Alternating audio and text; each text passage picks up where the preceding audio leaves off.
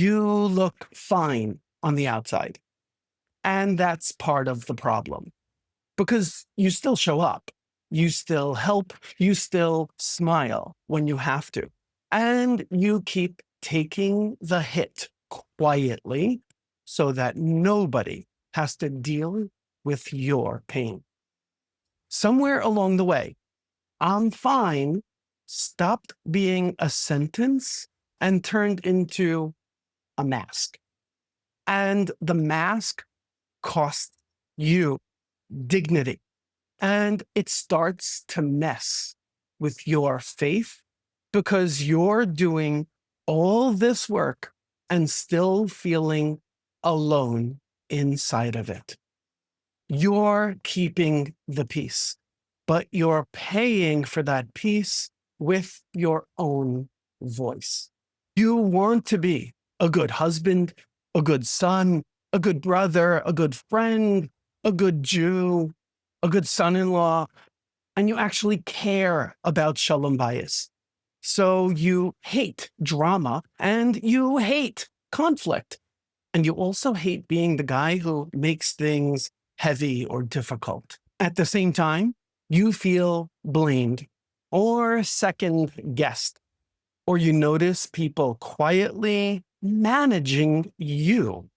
And then when you react like a normal human being, you get told that you're too sensitive, like your heart is the problem instead of what just happened. Speaking up feels risky because you can already hear it. You're making it worse. You're the issue. Why can't you just let it go? And staying quiet also feels risky because you can feel yourself shrinking. And the davening starts turning into something fake. If we haven't met before, I'm David. And in this video, we'll use an anchor from Tehillim to separate patience from self-erasure so that you can hold on to truth and dignity without turning your pain into anger and without disappearing just to keep the peace. We're going to put words to the confusion that a lot of men carry alone. Am I doing the right thing right now, or am I slowly vanishing inside this situation? The goal is not to point fingers. We are not here to diagnose anyone with anything. We're simply going to explore one tiny baby step that you can take immediately to help you realign yourself with Hashem if you find yourself in the type of situation that I'm about to describe. I am not here to give you any legal advice. And I'm also not trying to give you therapeutic advice and not rabbinic advice.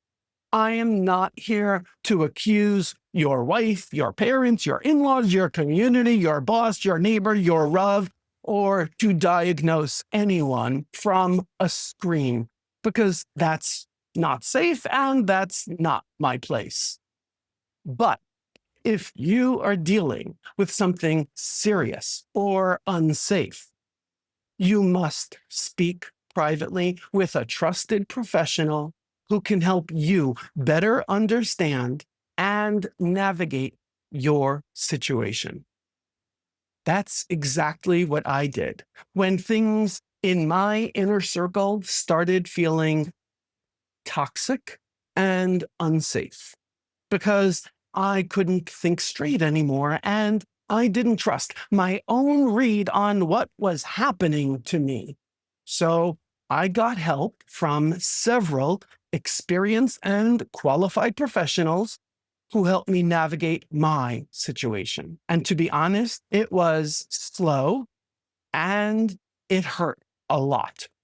I desperately wanted a Torah-based anchor of some kind that could help me stay honest with Hashem without turning my pain into anger. And unfortunately, I couldn't find anything that spoke to that exact place. So this YouTube channel is me trying to put words to what I needed back then. And my goal is to help other men going through a similar journey. When situations like this stay unnamed, a man's silence can start as restraint and end as self-doubt. And after enough time, you don't even know what to think anymore. You only know what keeps the room calm. If you confuse shalom bayis with self-erasure, you are training yourself to distrust your own senses.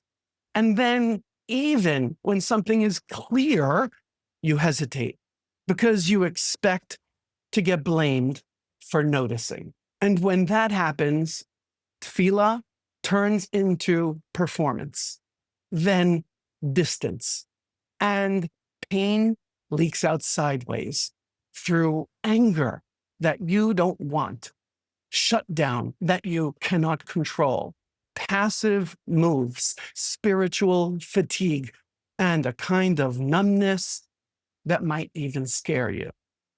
There's a feeling that's hard to describe unless you've lived it, like you're pressed in from all sides and no option feels clean.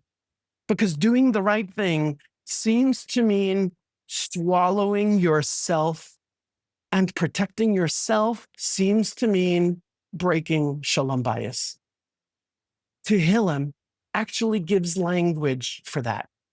Let's take a look at perek kuf yud chet, pasuk hey, where David HaMelech says, Min hametzar karatiya, anani b'merchav ya. From the narrow place, I called to Hashem, and he answered me with a wide space.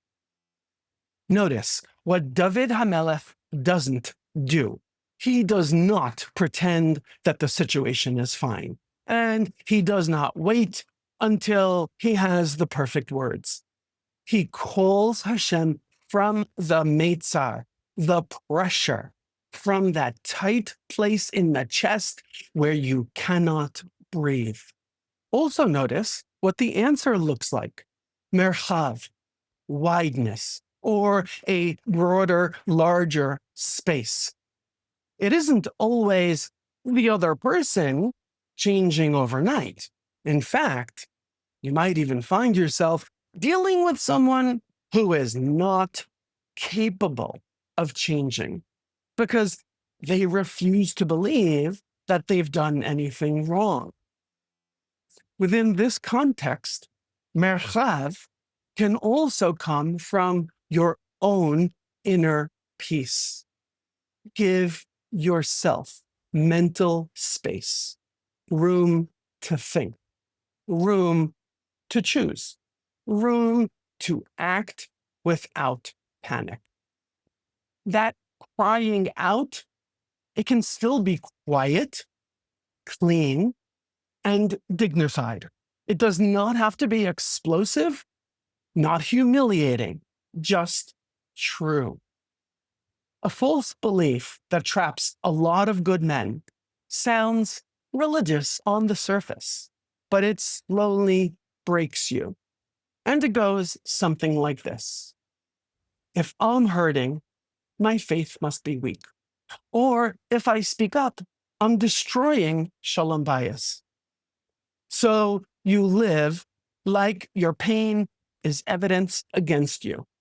And you start apologizing for basic things like wanting your voice, your vote, your opinion to count. Then when you watch yourself back down again, when it gets minimized or mocked or treated like you're making a big deal, and you call that humility, even though it feels like you're asking permission to exist. And it's sneaky because it often sounds moral.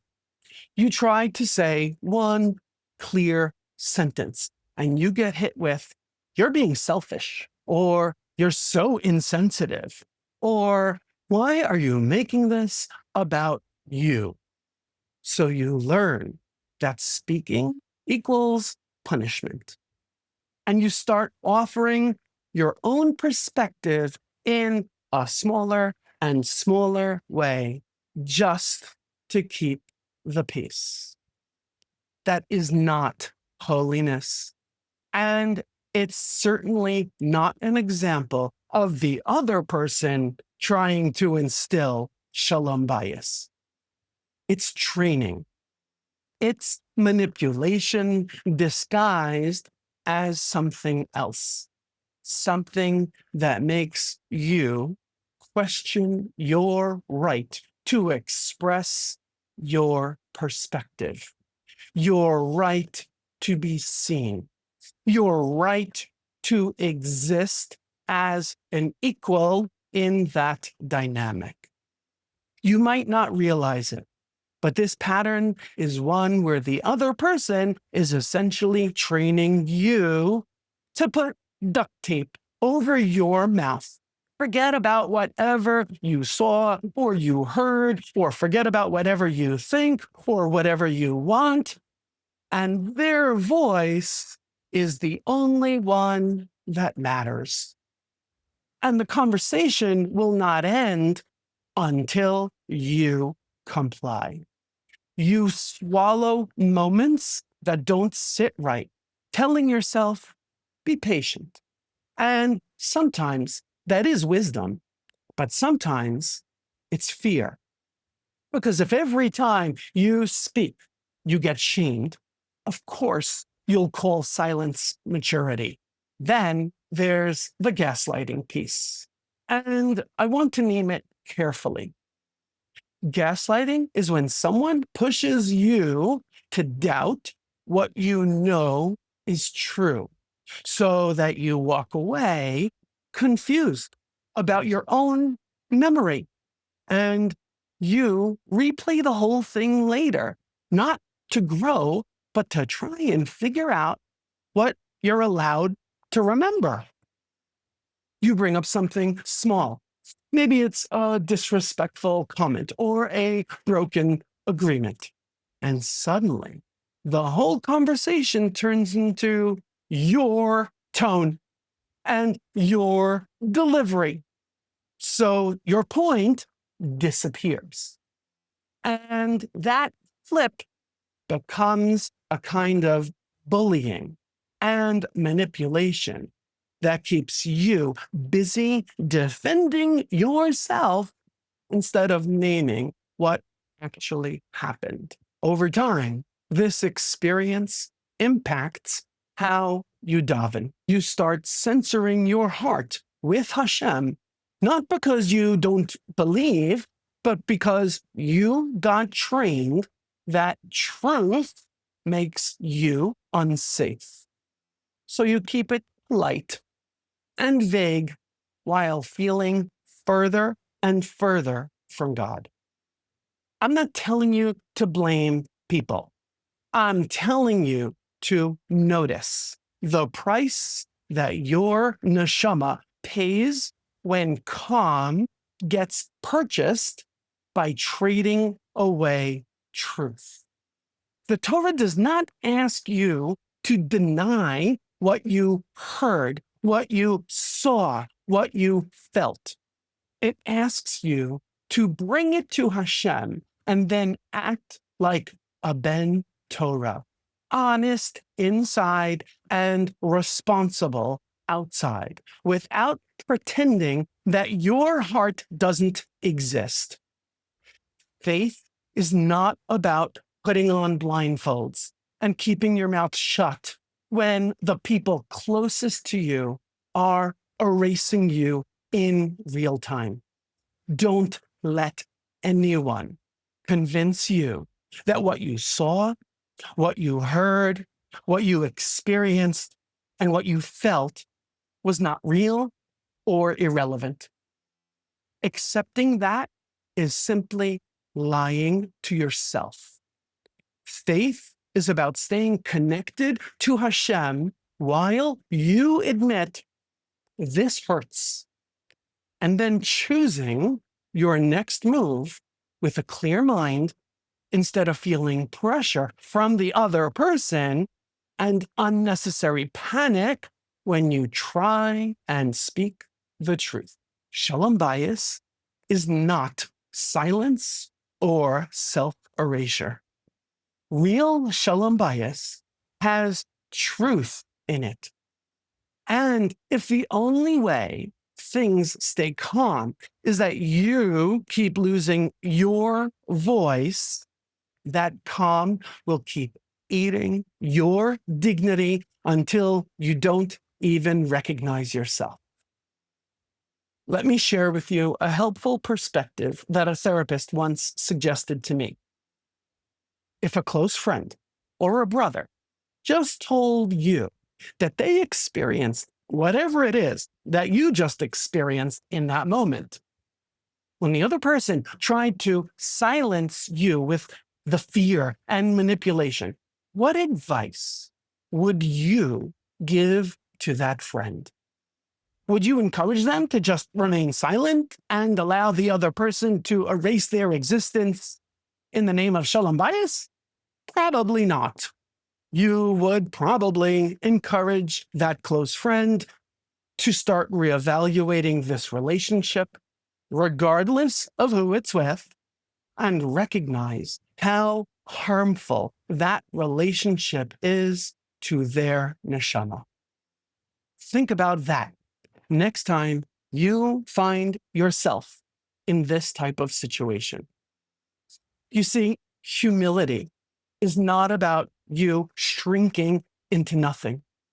It's about staying respectful while also staying grounded, rooted, so that you can be quiet when it's wise without confusing quiet with being erased. So what's the next right step for you if you find yourself in this situation on a regular basis with someone in your close inner circle? My recommendation is that you start with a private, personal exercise. Write down a few facts. What happened, what you observed, what you felt, what you needed, and what you're afraid will happen if you speak up. No labels, no name calling, no finger pointing, and no diagnosis. Just what's real. You need to acknowledge what you heard, what you saw, what you felt, what you thought for yourself. Then I encourage you to bring one sentence to Hashem. Hashem, show me where I'm being patient, and then show me where I'm disappearing. Before you let anyone treat you like a doormat today, ask yourself one boundary question. Am I agreeing with this person out of fear or out of truth? If you need help getting clear, please speak with a trusted, qualified professional. You're not going to change the whole situation this week. Yet, you can still refuse to abandon yourself inside of that relationship. Because a man can stay kind without becoming a doormat, and he can stay firm without being cruel. Hashem sees your restraint that other people never notice. And he also sees when silence stops being restraint and turns into self-erasure. So just as David HaMelech did, ask Hashem for inner space to act with wisdom instead of panic. Tonight, read that one pasuk from Tehillim slowly. Perek Kaf Yod Chet pasuk Hey, and ask for room in your mind and room in your choices. If this video resonated with you, comment one word, no details: patience, dignity, clarity, Emunah, or strength.